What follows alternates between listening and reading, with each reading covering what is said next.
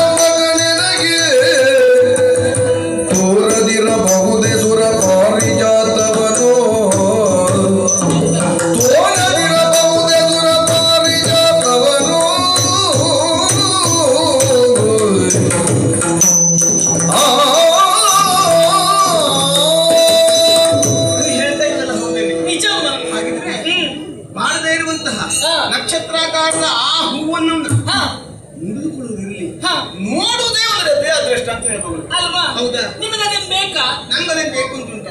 ಆದ್ರೆ ನಮ್ಮವರು ನಿಜವಾಗಿ ಹೋಗಿ ಮುಗಿಸಿದ ಒಬ್ಬೇನೆ ರುಕ್ಮಿಣಿಗೆ ಕೇಳಿದ್ರೆ ಹೆಂಗಸಲ್ಲ ನೀವು ಹೀಗೆ ಮಾಡಬಹುದು, ಅದು ಸರಿಯಾ? ಅದು ನಿಮ್ಮ ಬಗ್ಗೆ ಗೊತ್ತಿತ್ತು, ಅದು ನನ್ನ ಬಗ್ಗೆ ಗೊತ್ತಿತ್ತು, ನನ್ನ ಯೋಗ್ಯತೆ ಅರಿತು ಸಹಿತವಾಗಿ ಹೀಗೆ ಮಾಡ್ತಾರೆ ಅಂತ ಆದ್ರೆ ಇದು ನ್ಯಾಯವ? ಸರಿ ಬೇಡಪ್ಪ.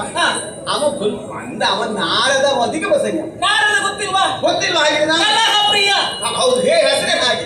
ಹಾಗಿರುವಾಗ ಅದೆಲ್ಲ ನಮ್ಮಲ್ಲಿ ಈಗ ಒಬ್ಬರಲ್ಲೇ ಇರಲ್ಲ, ನಾವು 8 ಮಂದಿ ಇದ್ದೇವೆ. ನಿಜ. ಅಷ್ಟಮೈಸರಿರುವಾಗ ನೀವು ಹೀಗೆ ಹುಡುಕೊಂಡು ಬರುವ ಹೂ ಒಂದು 8 ಹೂ ತರಬೇಕಾಗಿತ್ತು. ಬೇಡಪ್ಪ, ಒಂದು 9 ಹೂವನ್ನು ತರಬಹುದಾಗಿತ್ತು. ಒಂದು ನನ್ಗೆ ಅದನ್ನ ಆ ಟೈಪ್ ಕೊಟ್ಟಿದ್ದೆ. ತರಬಹುದು. ನೀವು 2 ತಗೊಂಡು ನಾನು ನಿಮ್ಮನ್ನು ಕೊಟ್ಟಿದ್ದೆ ಅಲ್ವಾ? ಎಲ್ಲರಿಗಿಂತ ಒಂದು ಹೆಚ್ಚಾಗ್ತದೆ. ಆದ್ರೆ ಒಂದೇ ಹಿಡ್ಕೊಂಡು ಬಂದು ಆಗ್ಲಿ, ಒಂದೇ ಅವರಿಗೆ ಹೆಚ್ಚು ಸಿಗ್ಲಿಲ್ಲ, ಒಂದು ಹಿಡ್ಕೊಂಡು ಬಂದು ತರಲಿ. ನೋಡು, ದೇವಸ್ಥಾನಕ್ಕೆ ಬರುವಂತ ಭಕ್ತ ಹೂವನ್ನು ಹಿಡ್ಕೊಂಡು ಬರ್ತಾನೆ. ನಿಜ. ಬಂದ ಅವ ಅರ್ಚಕರಲ್ಲಿ ಇದನ್ನು ಓದ್ ಬರದೆ ಈ ಹೂ ತಾಯಿ ನೀಡಿ, ಈ ಹೂ ತಾಯಿ ಅದಲ್ಲ, ಅರ್ಚಿಸಿದ ಮೇಲೆ ಆಯ್ತು, ಅವರೆಲ್ಲೂ ಆಗ್ತಾರೆ. ದೇವರಿಗೆ ಎಲ್ಲ ಹಾಕಿದ್ರೆ ಇಟ್ಟಿರಂತೆ ಅಲ್ವಾ? ಅದು ಅಲಂಕರಿಸುವುದು, ಅದು ಏನು ಅಂತ ಅವರಿಗೆ ಗೊತ್ತಿರ್ತದೆ. ನೀವು ಬಂದ ಮಾತಲ್ಲ, ಅದನ್ನು ಅವಳಿಗೆ ಕೊಡಿ. ಬೇಕಾಗಿತ್ತು ನಿಗದಿ ಪ್ರಸಂಗ. ಬೇಡ. ಅವನು ಹೇಳ್ದ, ಅವನ ಆಸೆಯನ್ನು ಪೂರೈಸಬೇಕು ಎನ್ನುವ ಕಾರಣಕ್ಕಾಗಿ ನಮ್ಮವರು ಮುಡಿಸಿದ್ರು. ಮುಡಿಸುವ ಮೊದಲು ಒಮ್ಮೆ ನನ್ನನ್ನು ಕರೆದು, ನಿಮ್ಮನ್ನು ಕರೆದು, ಮಾಮ ನೋಡಿದ್ಯಾ ನಾನು ತಂದಿರುವಂತಹ ವಿಶೇಷವಾದ ಹೂವು ನೋಡು ಒಮ್ಮೆ ಹೇಗುಂಟು, ಒಂದು ತೋರಿಸಬಹುದಿತ್ತಲ್ಲ. ಬೇಕು ಅಂತಿದ್ನ ಹೀಗೆ ನೋಡಿ ಬಿಡ್ತಿದ್ದೆ. ಬೇಡ, ಮುಟ್ಟುವುದಿಲ್ವಾಗಿತ್ತು. ಆ ಗಂಡು ಕಾಯ್ತಿದ್ದೆ ಅದರ ಮೇಲೆ. ಆದ್ರೆ ನನಗೆ ಹೇಳದೆ ತೋರಿಸದೆ ಈ ರೀತಿಯಾದಂತಹ ಹೂವನ್ನ ರುಕ್ಮಿಣಿಗೆ ಮುಡಿಸಿದ್ರು ಅಂತ ಆದ್ರೆ ಅಯ್ಯೋ ದೇವರೇ, ನನ್ನನ್ನು ಎಂತಹ ಅವಮಾನ ಮಾಡಿಬಿಟ್ರೆ ಅವರು. ಹೆಣ್ಮಕ್ಳನ್ನ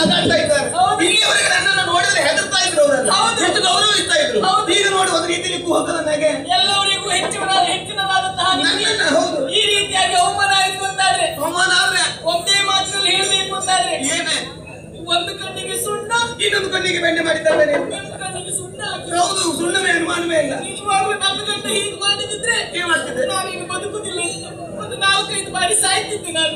4-5 ವರ್ಷ ಆಗಿದೆ. ಹೌದು ನಿನಗೆ 4-5 ವರ್ಷ ಆಗಿದೆ. ಆದ್ರೆ ಅಷ್ಟು ಅವಮಾನ ಆಯ್ತು ಅಂತ ನೀ ಹೇಳಿದ ಮಾತು ತಪ್ಪಲ್ಲ. ಮರ್ಯಾದೆ ಇದ್ದವ್ರು ಮತ್ತೆ ಬದುಕುದಿಲ್ಲ ಇಷ್ಟ ಆದ್ಮೇಲೆ. ಹೌದು ನೀ ಹೇಳಿದ ಮಾತು ಸತ್ಯ ಅನುಮಾನವೇ ಇಲ್ಲ. ಇಷ್ಟು ಗೌರವವನ್ನು ಪಡೆದು ಅಷ್ಟಮೈಸಿರಲಿ ವಿಶೇಷತೆಯನ್ನು ಪಡೆದು ಪ್ರಾಧಾನ್ಯತೆಯನ್ನು ಪಡೆದು ನಮ್ಮವರು ನನ್ನನ್ನು ಹೀಗೆ ಅವಮಾನಿಸಿದ್ರು ಅಂತ ಅಲ್ಲ, ಅವರು ಅವಮಾನಿಸಿದರೆ ನನಗೆ ವಿಷ ಕೊಟ್ಟಿದ್ದು. ಅಲ್ಲ ರುಕ್ಮಿಣಿ ಕೊಡ್ತಾರಂತಾದ್ರೆ ಅವ್ರೇನ್ ಮಹಾಂತ ಬೇಕು ಅವರೇ ಮಹತ್ವ ಬೇಡವಾ? ಅವ್ರಿಗೇನು ವಿಶೇಷತೆ? ಅವರಿಗೆ ಕುಂಬುಟ್ಟ ತಲೆ ಮೇಲೆ ಅವಳೇ ನಿಮ್ಮ ಮಗ ನನ್ನ ಹಾಗೆ ಮದುವೆಯಾಗಿ ಬಂದವಳೇ ಎಲ್ಲೋ ಹಣ್ಣಿನ ಜುಟ್ಟು ಕೊಯಿಸಿ ಮರ್ಯಾದೆ ಸತ್ತವಳು ಪ್ರೇಮ ಪತ್ರವನ್ನು ಬರೆದು ನೋಡಿ ಬಂದವಳು ನನ್ನ ಹಾಗ ಮತ್ತೆ ದಿವಸಕ್ಕೆ 8 ಮಾಣ ಬಂಗಾರ ಕೊಡುವ ಶಮಂತ ಕಮಣಿ ಮತ್ತೆ ಸೂರ್ಯಯುಕ್ತವಾಗಿರುವಂತಹ ಶಮಂತ ಕಮಣಿನ ನನ್ನ ಅಪ್ಪ ಸತ್ತದಾಗಿದ್ದ ಕೊಡುವಲ್ಲಿ ಎಂದು ಕೊಟ್ಟು ಕಳಿಸಿದ್ದಾರೆ. ಹೌದು ಹಾಗಿರುವಾಗ ನನ್ನ ಯೋಗ್ಯತೆ ನಡೆಯದೆ ನನ್ನ ಅವಮಾನಿತ ಅಂತಾದ್ರೆ ಇಲ್ಲ ನಾ ಬದುಕುದಿಲ್ಲ, ನಾ ಬದುಕುದಿಲ್ಲ, ನಾ ಸಾಯ್ತೇನೆ, ನಾ ಸಾಯ್ತೇನೆ. ಈ ಸಾಯ್ದೆ ಹೇಗೆ? ಸತ್ತು ಗೊತ್ತಿದ್ದವ್ರು ಯಾರಿದ್ದಾರೆ? ನಂಗೆ ಸತ್ತು ಗೊತ್ತಿಲ್ಲ ಮತ್ತೆ ಅದೇ ಸತ್ತು ಗೊತ್ತಾಗುತ್ತೆ ಹೇಗೆ? ಸತ್ತು ನಮ್ಗೆ ಹೋಯ್ತು ಮತ್ತೆ ಗೊತ್ತಾಗುತ್ತೆ. ಹೌದಲ್ವಾ? ಹೌದು. ಆದ್ರೆ ನನಗೆ ಕೆಲವೊಂದು ವಿಷಯ ಗೊತ್ತುಂಟು, ಹೀಗೀಗೆ ನಾನು ಕೇಳಿದ್ದುಂಟು. ಹೀಗೆ ಸಾಯಬಹುದು. ಹೀಗೆ ಸತ್ರ ಸಾಯುವ ವಿಧಾನಗಳು ಹೌದೌದು ಎಲ್ಲ ವಿಧಾನಗಳಿದ್ದಾಗ ಹೌದು. ಹೌದು ಅಡಿಗೆ ವಿಧಾನಗಳು ಸಾಯುವ ವಿಧಾನ ಸಾಯುವ ವಿಧಾನ ಗೊತ್ತಿದ್ದೀನಿ ಹೇಗೆ ಅದು ಏನಿಲ್ಲಮ್ಮ ಬಹಳ ಸುಲಭ. ಸುಲಭ. ಒಂದಿಷ್ಟು ಹಗ್ಗ ತಕೊಂಡ್ರೆ ಆಯ್ತು. ಹಗ್ಗ ತಗೊಂಡ್ರೆ ಹಗ್ಗ ತಕೊಂಡ್ರೆ ಸಾಯ್ತಾರೆ. ಹಗ್ಗ ತಗೊಂಡ್ರೆ ಸಾಯುದಾ? ಹೌದು ಹೇಳ್ಕೊಳ್ತಾನೆ ಎಂತ ಹಗ್ಗ ಕೈಯಲ್ಲಿ ಹಿಡ್ಕೊಳ್ಳೋದಲ್ಲ, ಹಗ್ಗ ತಗೊಂಡ್ರೆ ಅದಕ್ಕೊಂದು ಕ್ರಮ ಉಂಟು. ಹೇಗೆ? ಈಗ ಒಂದು ದೊಡ್ಡ ಹಗ್ಗ ತರುವುದು, ದೊಡ್ಡ ಹಗ್ಗ ತರುವುದು. ಹಗ್ಗ ತಂದು ಒಂದು ದೊಡ್ಡ ಮರವನ್ನು ಏರುವುದು. ಮರ ಏರುವುದು ಮರದ ಕೊಡುದಿಲ್ಲ ನಂಗೆ. ನಾವು ಕೆಲಸ ನಂಗೆ ಗೊತ್ತಾಯ್ತು ನಿನ್ನೆ ಸಾಗಿದ್ರೆ ನೀ ಮರ ಹತ್ತಿಸ್ತಿ. ಹೌದಮ್ಮ, ಒಂದು ಮರ ಏರು, ಏರು ಒಂದು ರಂಬೆ ಮೇಲೆ ನಿಲ್ಲುವುದು, ನಿಲ್ಲು ಅದಕ್ಕಿಂತ ಎತ್ತರವಾದಂತಹ ಒಂದು ರಂಬೆಗೆ ಒಂದು ಉರುಳನ್ನು ಹಾಕುವುದು, ಒಂದು ಋಣ ಹಾಕು. ಇನ್ನೊಂದು ಉರುಳನ್ನ ನಮ್ಮ ಕೊರಳಿಗೆ ಹಾಕಿಕೊಳ್ಳುವುದು. ಆಮೇಲೆ ಅಲ್ಲಿಂದ ಕೆಳಗೆ ಹಾರಿದ್ರೆ ಆಯ್ತು. ಕೆಳಗೆ ಹಾರಿದ್ರೆ ಅಷ್ಟೇ. ಸತ್ತೋಗ್ತಾರೆ.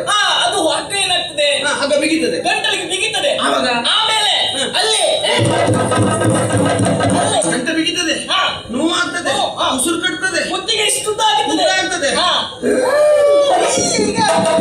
ಹೌದಿಲ್ಲ? ಪ್ರಾಣ ಹೋಗ್ತದೆ. ಈಗ ಸಾಯುದು ಬ್ಯಾಡ ಮಾಡು. ಹಾ.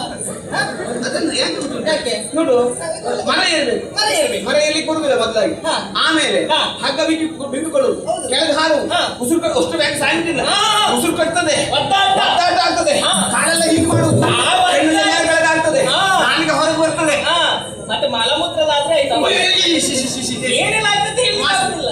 ಅದನ್ನೇ ಹಾ. ಇದು ಸ್ವಲ್ಪ ಕಷ್ಟವಂತ ಸಾಯುವುದು. ಯಾಕಮ್ಮ? ಇದಕ್ಕಿಂತ ಸುಲಭದ ಸಾಯುವುದು ಯಾವುದು ಇಲ್ಲ. ಉಂಟಪ್ಪ. ಹೌದಾ? ಹೌದು. ಆ ಬಟ್ಟೆಗೆ ನೋಡಿ ನಿನಗೆ ಗೊತ್ತುಂಟು ಎಷ್ಟೆಲ್ಲ ರೀತಿ ಎಷ್ಟು ಸಲ ಗೊತ್ತಿದ್ದೀಯ ನೀನು? ಕೇಳಿದ್ದು. ಹಾ. ವಿಷ ತಗೊಂಡು ಹಗ್ಗ ತಗೊಂಡು ವಿಷ ತಗೊಂಡು ಸಾಯ್ತಾರೆ. ವಿಷ ತಗೊಳ್ಳಿ. ಹಾ.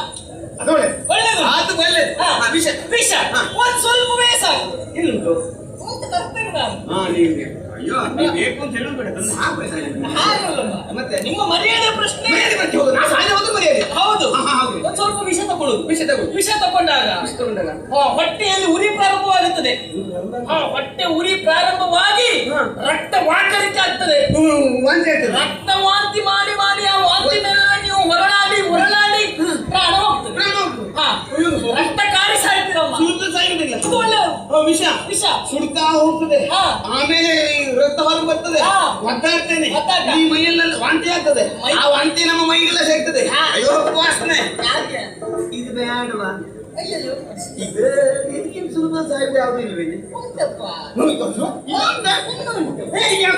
ನಾಯಿಗೆ ಹಾರಿದ್ರೆ ಸಾಯ್ತಾರಲ್ಲ. ಒಳ್ಳೆದುಂಟು. ಅಯ್ಯೋ ಏನ್ ತಂಪ ಸಾಕ್ಬಿಡು. ಹಾ, ಹೌದು. ಒಳ್ಳೆ ತಂಪು. ಅಯ್ಯೋ ಈ ಸೆಕೆಗೆ ಆ ಬಾವಿ ಹಾರೋ ಬನ್ನಿ ಹೋಗುವ ನಮ್ಮ ಮನೆಗೆ. ಸಾಯ್ತಾರೆ ಅಂತ ಯಾರು ಹೌದು. ನಿಮ್ಮನೇಲಿ ನಮ್ಮನೆಯಲ್ಲ, ನಮ್ಮ ನೀರು ಕುಡಿಯುತ್ತಲ್ವಾ, ನಮ್ಮನೆ ಪಕ್ಕದಲ್ಲಿ ಒಂದು ಹಾಳು ಬಿದ್ದಿರೋದು ಬಾವಿ ಉಂಟು. ಬಾವಿ ಪಕ್ಕದ ಮನೆ ಬಾವಿ ಅಲ್ಲಿ ಹೋಗಿ ಅದಕ್ಕೆ ಹಾರಿದ್ರೆ ಆಯ್ತು. ಹಾ. ಹಾರಿದ ತಕ್ಷಣ ನೀರು ಕುಡಿದು ಉಸಿರು ಕಟ್ಟಿ ಹೊಟ್ಟೆ ಇಷ್ಟು ದೊಡ್ಡದಾಗ್ತದೆ. ಎಲ್ಲ ಹೋಗ್ತದೆ, ಉಪ್ಪುತ್ತದೆ. ಆಮೇಲೆ ಹಾ. ತೆಗಿಬೇಕು. ತೆಗಿಬೇಕು. ಕೊಂಡಿಷ್ಟು ದೊಡ್ಡ ಆಗ್ತದೆ, ಹಾ. ಬಾಯಿ ಹೋಗ್ತದೆ. ಆ ನೀರಲ್ಲಿದ್ದಂತ ಮೀನೆಲ್ಲ ನಿಮ್ಮ ಮಾಂಸವನ್ನು ಕಿತ್ತು ತಿಂತದೆ. ಇದು ನಿಂತದೆ. ಹಾ. ಇದು ಯಾಕೆ ಬಂತು? ಯಾಕಮ್ಮ? ನನಗೆ ನಾ ಸತ್ರು ನನ್ನ ಹೆಣ್ಣು ಚಂದ ಸತ್ತ ಮೇಲೆ ಚಂದ. ಸತ್ತ ಮೇಲೆ ಚಂದ ಕಾಣಬೇಕು. ಹೌದಾ? ಹಾಗಿರ್ಬೇಕು. ಹಾಗಾದ್ರೆ ಒಂದು ಕೆಲಸ ಮಾಡು, ಏನು? ಬಟ್ಟೆ ಉಪರಿಸ್ಲಿಕ್ಕೆಲ್ಲ ನಾನು ಬಿಡುದಿಲ್ಲ. ಹಾ. ಪ್ರಾಣ ಮೇಲ್ ಹೋಯ್ತು ಅಂದ ತಕ್ಷಣ ಹೇಗೆ? 4 ಜನರನ್ನು ಕರೆಸಿ ನನ್ನ ಜೀವ ಹೋಗೋದಂದ್ರೆ ಕಾಯುದು. ಹೌದು. ಅದಲ್ಲ ಹಾ. ನೋಡು, ಹಾ. ಹೀಗೆಲ್ಲ ನಾವು ಮಾಡಿದೆವು ಅಂತಾದ್ರೆ ಅದು ಆತ್ಮಹತ್ಯೆ ಅಂತ ಆಗ್ತದೆ. ನಿಜ. ಆತ್ಮಹತ್ಯೆ ಮಹಾಪಾಪ. ಯಾಕೆ? ಯಾಕೆ? ಹಾ. ಮನುಷ್ಯನ ಅಥವಾ ತಿಳಿಯದೇ ಹಾ. ಪಾಪಗಳನ್ನು ಮಾಡ್ತಾನೆ. ನಿಜ. ಆದ್ರೆ ಅದನ್ನು ಪರಿಹರಿಸಿಕೊಳ್ಳುವುದಕ್ಕೆ ಹಾ. ಪ್ರಾಯಶ್ಚಿತ್ತ ಅಂತ ಇರ್ತದೆ. ಪ್ರಾಯಶ್ಚಿತ್ತ. ಆ ಪ್ರಾಯಶ್ಚಿತ್ತವನ್ನು ಮಾಡ್ಕೊಳ್ತಾನೆ. ಹೌದು. ಬೇಡ ಕನಿಷ್ಠ ಪಶ್ಚಾತ್ತಾಪ ಹೋದ್ರು ಪಡ್ತಾನೆ. ಹೌದು. ಪಶ್ಚಾತ್ತಾಪವೇ ಪ್ರಾಯಶ್ಚಿತ್ತ ಅಂತ ಹೇಳುದು. ನಿಜ. ಅದರಿಂದ ಆ ಪಾಪ ಲೇಪವಿಲ್ಲದೆ ಹೋಗ್ತದೆ. ಹಾ. ಆದ್ರೆ ಸತ್ರೆ ಆತ್ಮಹತ್ಯೆ ಮಾಡಿಕೊಂಡ್ರೆ ಹಾ. ಆತ್ಮ ಎನ್ನುವುದು ಹತ್ಯೆ. ಆತ್ಮವನ್ನು ಹತ್ಯೆ ಹೌದಾ? ಹಾ. ಅದು ಕೊಂದ ಪಾಪ. ಹಾ. ಆಮೇಲೆ ಅವನಿಗೆ ಪ್ರಾಯಶ್ಚಿತ್ತ ಮಾಡಿಕೊಳ್ಳಿಕ್ಕೆ ಅವನು ಇರುವುದಿಲ್ವಲ್ಲ. ಜೀವ ಹೋಗಿಲ್ಲ. ಹಾ, ಹಾಗಾಗಿ ಆತ್ಮಹತ್ಯೆ ಮಹಾಪಾಪ. ಹಾ. ಅಂದ್ರೆ ಪ್ರಾಯಶ್ಚಿತ್ತ ಮಾಡ್ಕೊಳ್ಬಹುದು ಅಂತ ಪಾಪ ಮಾಡ್ಬೇಕು ಅಂತದ್ರ ಅರ್ಥ ಅಲ್ಲ. ಪ್ರಾಣವನ್ನು ಬಿಟ್ಟರೆ ಅಂದ್ರೆ ಆತ್ಮಹತ್ಯೆ ಮಾಡ್ಕೊಂಡ್ರೆ ಮತ್ತೆ ಪ್ರಾಯಶ್ಚಿತ್ತ ಮಾಡ್ಕೊಳ್ಳಿಕ್ಕೆ ಅವನು ಬದುಕಿರುವುದಿಲ್ಲ ಎನ್ನುವ ಕಾರಣಕ್ಕಾಗಿ ಆತ್ಮಹತ್ಯೆ ಮಹಾಪಾಪ ಅಂತ ಹೇಳಿದ್ದು. ಹಾಗಾದ್ರೆ ನೀವು ಸಾಯುದಿಲ್ವಾ? ನಾ ಸಾಯ್ತೇನೆ. ಅದು ಹೇಗೆ? ಉಣ್ಣದಾದಳು ಉಡಳು ಬಣ್ಣ ಬಿಳಿದುಗಳ ಉಣ್ಣದಾದಳು ಉಡಳು ಬಣ್ಣ ಬಿಳಿದುಗಳ ಕಿನ್ನಳಾಗುತ್ತ ತೊಡಳು ರನ್ನ ಚಿನ್ನಗಳ ಹರಡವನು ತಾನಿಂದು ತೊರೆವೆನೆನುತ್ತಾಗ ಭರತಿ ಚಿಂತಾಗ್ರಹಕ್ಕೆ ಹರಿತಂದು ಬೇಗ ಹರಡವನು ತಾನಿಂದು ತೊರೆವೆನೆನುತ್ತಾಗ ಭರತಿ ಚಿಂತಾಗ್ರಹಕ್ಕೆ ಹರಿತಂದು ಬೇಗ ನಾನು ಸಾಯುವುದೇ ನೀನು. ಹಾಗಾದ್ರೆ ನೀನು ಯಾಕೆ ಸಾಯ್ತೀನಿ? ನೀನು ಯಾಕೆ ಸಾಯ್ತೀನಿ? ನಾನು ಸಾಯುವುದೇ. ಅದು ಬೇಡ ಇದು ಬೇಡ ಅಂತಾನೆ ಹೇಗೆ ಸಾಯ್ತೀರಿ? ಹೇಗೆ ಸಾಯ್ತೀನಿ ಕೇಳು. ಹಾ. ನನಗೆ ನಮ್ಮವರು ಮಾಡಿದಂತಹ ಅನ್ಯಾಯ ಹಾ. ಅದು ಎಣಿಸಿಕೊಂಡ್ರೆ ಹಾ. ಒಂದು ರೀತಿಯಲ್ಲಿ ಹಾ. ಅನ್ನಾಹಾರಗಳು ಬೇಡ ಅಂತ ಅನ್ನಿಸ್ತದೆ. ಅಂದ್ರೆ ನಾನು ಅನ್ನಾಹಾರಗಳನ್ನು ತ್ಯಜಿಸಿ ಬಿಡ್ತೇನೆ, ಊಟ ಮಾಡುದಿಲ್ಲ ಇದು.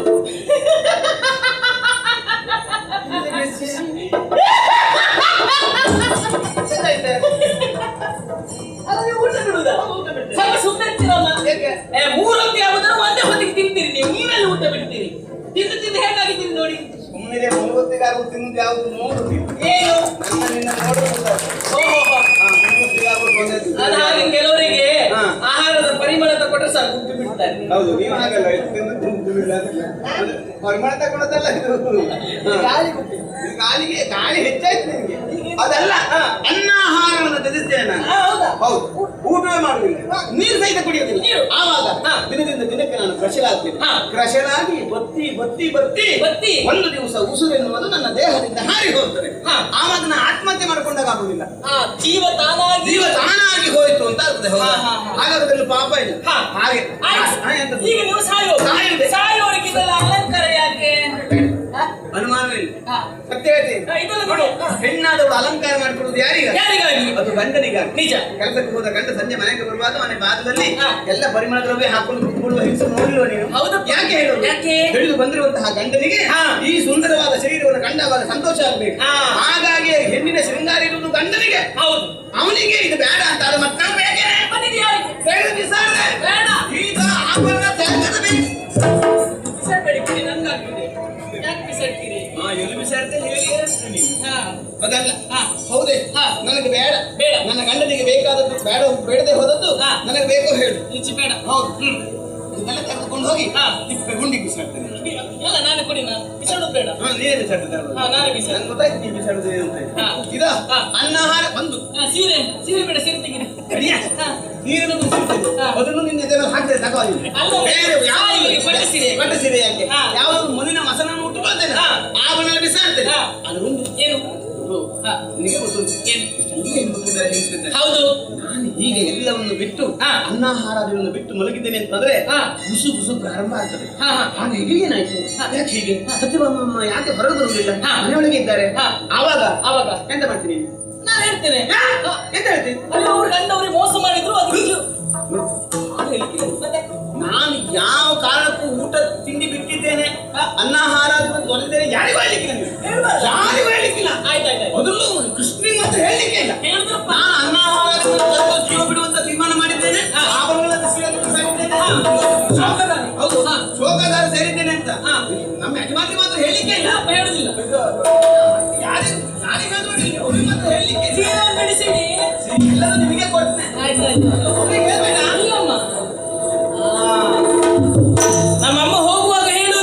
ಯಾರಿಗೆ ಹೇಳದೇ ಇದ್ರು ತೊಂದ್ರೆ ಇಲ್ಲ, ನಮ್ಮ ಯಜಮಾನ್ರಿಗೆ ಒಂದು ಹೇಳ್ಬೇಡ ಅಂತ. ಅದ್ರ ಅರ್ಥ ಏನು? ಅವರಿಗೊಂದು ವಿಷಯ ಮುಟ್ಟಿಸುವಂತ. ನೋಡುವ, ಆದಷ್ಟು ಬೇಗ ಅಲ್ಲಿಗೆ ಹೋಗ್ತೇವೆ.